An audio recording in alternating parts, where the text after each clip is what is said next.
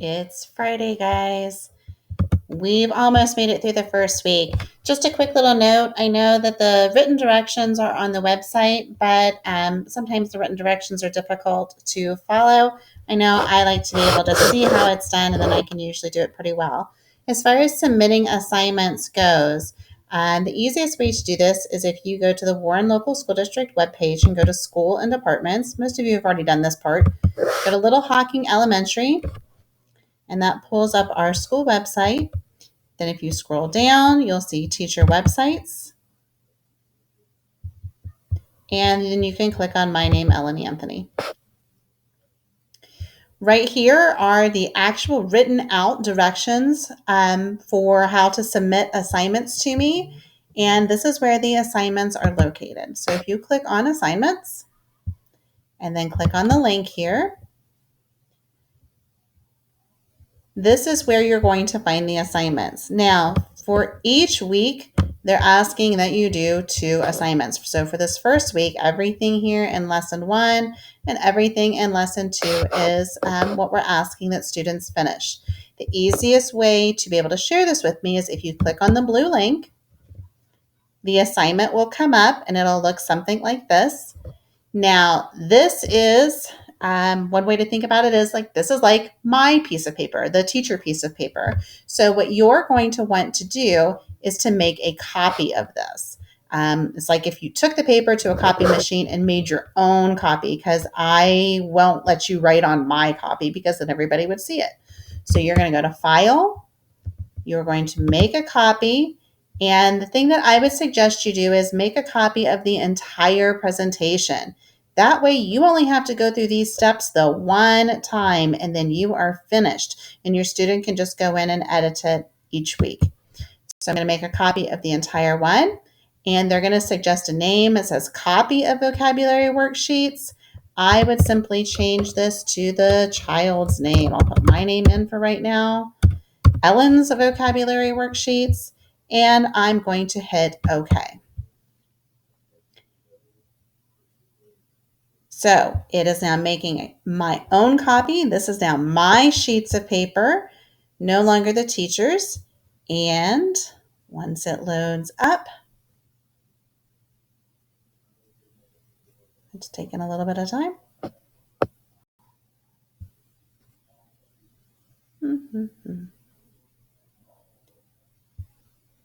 Once the papers load up, I know that they're small. You can, again, always go up and change the size of this and zoom in.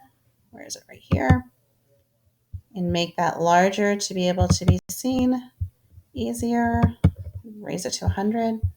And there are already what's called text boxes in here. So for instance, the directions for this week said use a word from the box and then use the word in a sentence. What did you do if you thought hard about a problem? So the word is considered. You would, you would click on the text box. Might be too big now. Nope, it's there. Click in the text box and you would write your answer in a sentence. I would consider my options carefully. Okay. Once you have finished the entire page, you can go up here to this share button. Right now it says private to only me, so I haven't shared this with anybody yet. Once I click the share button, it comes here to this page, and this is where you're going to type in the teacher's email address, ellen.anthony@warrenlocal.org. And this is an important button too. You can also leave this as can comment. That allows me to write comments on your child's paper the same way I would if they were at school. If you go through your child's folder and you see, oh, look, they got a star on their paper, or your teacher said you didn't follow directions here, or your teacher said you did a really nice job with sentence number 5. Those are the kind of comments that I can leave on their paper. It's not necessary for parents to go back and check all through the work. That's what I'm getting paid to do. Go ahead and let me do that. If they need to redo an assignment, I will write it in the comment section, please redo, and I won't mark that they're finished with that work until it's been done well. So they can leave me a note if they want to or anything like that, but then they can send the paper to me. And once it's been sent, it says shared with one person. And so I have received that. The other thing that students can do is once they've done that, they can always go up to, that was shared in slides. So I can go to slides. And now this is just going to be ones that I have. These are only slides that I've made my own, that I've made my own copy of and that I've written. So here's the one that I just created. Oh, that's someone else's. But anyway, so you can pull that up. And then next week, when it's time for you to write on it, you can simply go back to slides. You don't have to go back to the website and save it again and make another copy and do all those steps. You just need to go to your Google Drive and find your assignment. Here's mine, and click on it. And then that will pull it up. You can see here, hopefully, I know it's probably kind of small, but here's just the one sentence that I wrote. I can now add to that, or I can go to lesson 3 or lesson 4, and I can keep adding to that. I'd also be able to see over here on the side any comments that the teacher made.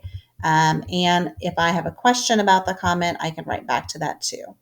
So all of this will be shared back and forth within your child's Gmail account, which is also important that when you're logging into the district website, that this little button up here, that when we're clicking on this, this should be your child's email address. So it should be the WL-29 first initial last name. It shouldn't be the parents. It shouldn't be grandparents or anything like that.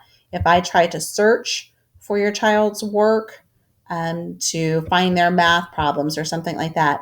If your child's name is Billy and they shared it under their grandma's name, who's Judy, I don't necessarily know Judy's name. I can't search for Judy's name. So it's not going to come up on my drive.